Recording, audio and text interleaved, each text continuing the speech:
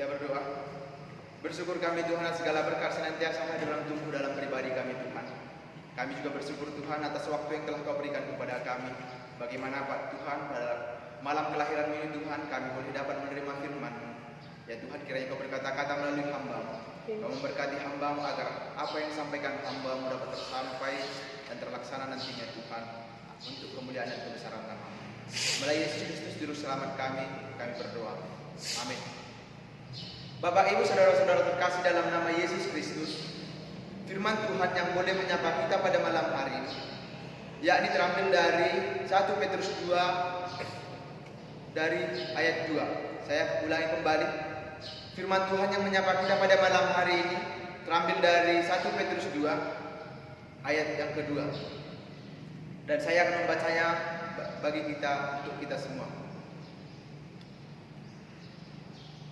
Dan jadilah sama seperti bayi yang baru lahir, yang selalu ingin akan air susu yang murni dan yang rohani, supaya olehnya kamu bertumbuh dan beroleh keselamatan. Saya ulangi kembali. Dan jadilah sama seperti bayi yang baru lahir, yang selalu ingin akan air susu yang murni dan yang rohani, supaya olehnya kamu bertumbuh dan beroleh keselamatan.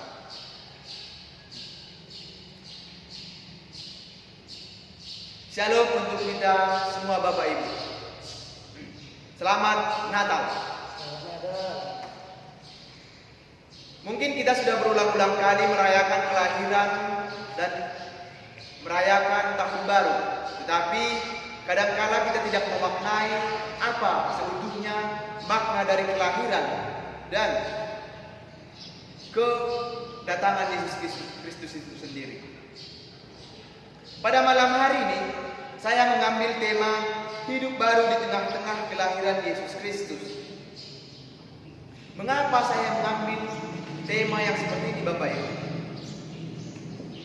Karena saya ingin mengajak Bapak Ibu saudara-saudara terkasih, bagaimana seutuhnya seorang Kristiani, seorang yang mengenal Kristus nantinya memperoleh keselamatan yang utuh, memperoleh keselamatan yang dapat memperoleh kebahagiaan. Dan saya akan mengajak kita semua dalam hal ini.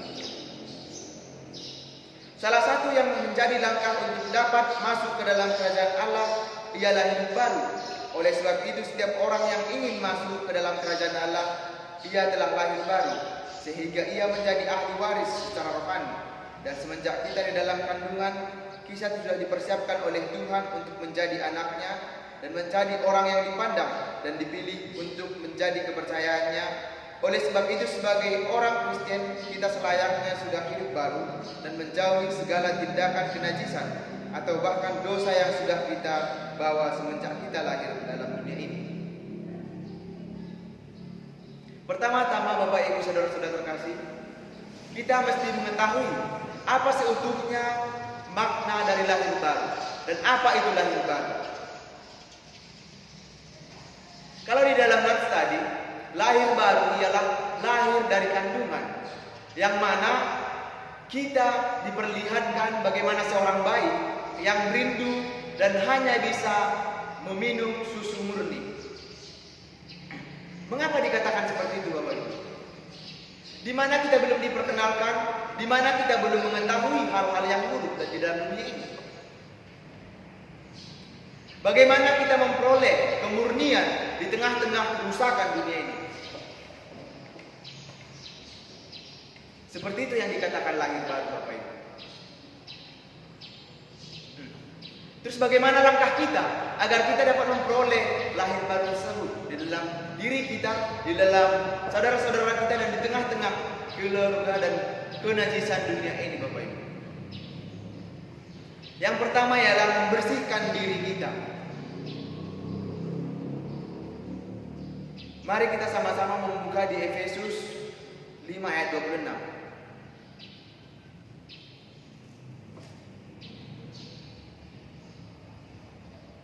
Dikatakan di sini, untuk menguduskan sesudah ia menyucikan dengan memandikan dengan air dan firman.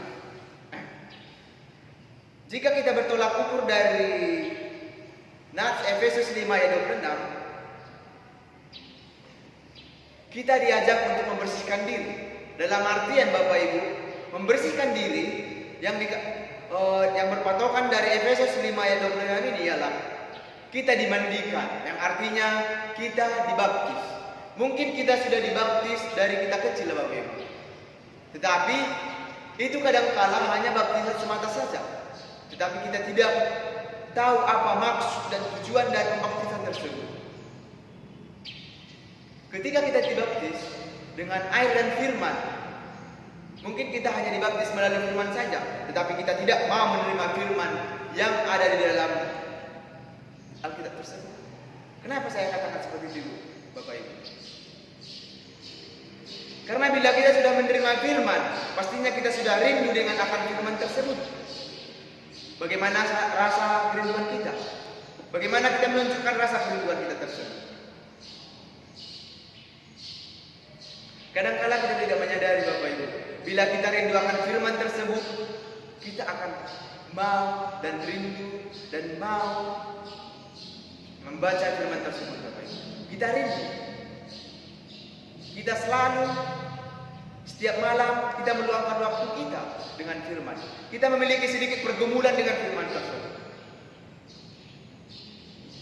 Yang kedua adalah menanamkan firman dalam hati.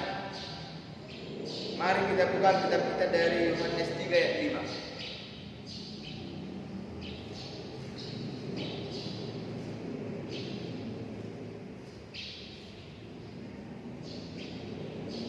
Dikatakan di sini, jawab Yesus, aku berkata kepadamu, sesungguhnya jika seorang tidak dilahirkan dari air dan roh, ia tidak dapat masuk ke dalam kerajaan Allah.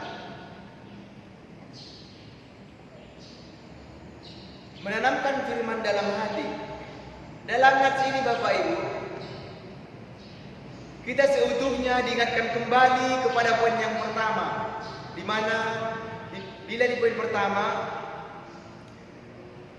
kita diberitahu bagaimana seorang yang hidup dan lahir baru melalui pembaptisan, kini juga kita diingatkan kembali dengan lahir baru melalui pembaptisan. Tetapi bila poin yang pertama tadi mengajak kita melalui pembaptisan dan firman Tuhan, di poin yang kedua kita kembali diajak melalui tetapi sarananya ditambah menjadi 3 sarana. Yang pertama yang tadi ayat pembaptisan, dilanjutkan melalui firman, dan kini ditambah menjadi melalui Roh Kudus juga, Bapak Ibu. Mengapa harus bergumulan dengan Roh Kudus? Karena kita sadar Bapak Ibu, tanpa Roh Kudus yang ada dalam diri kita, kita tidak berlaku sama sekali. Kita tidak memiliki arti sama sekali. Kadangkala kita memiliki pergumulan, kita memiliki kekosongan dalam hati, dan bila kita tidak memiliki Roh Kudus dalam diri kita, kita mungkin sudah kehilangan jati diri kita.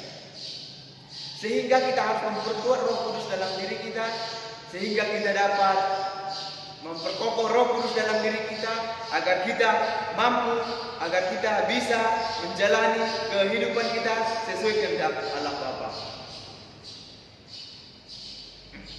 Dan di dalam Yohanes 5 ayat 24 juga berkata,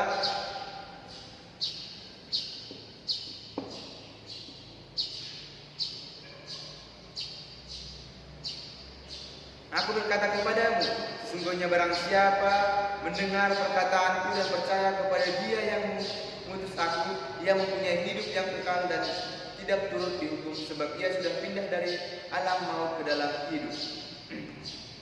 Di dalam nats ini Bapak Ibu,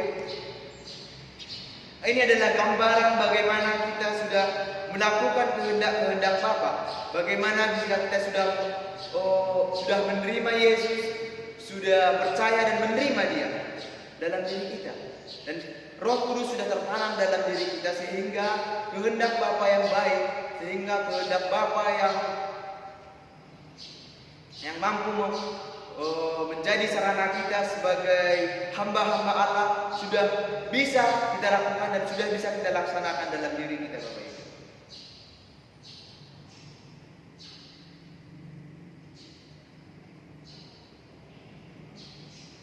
Dan dari renungan hari ini kita dapat belajar bahwa kita dapat lahir baru dan menjadi ahli waris dalam kerajaan Allah, karena kita tidak lagi serupa dengan dunia yang menawarkan kenikmatan sementara, tetapi kita akan merasakan kebahagiaan yang kekal nantinya. Oleh karena itu, biarlah kiranya firman Tuhan ini dapat bertumbuh dan pembacanya saja, melainkan juga dapat menjadi pelaku-laku firman Allah.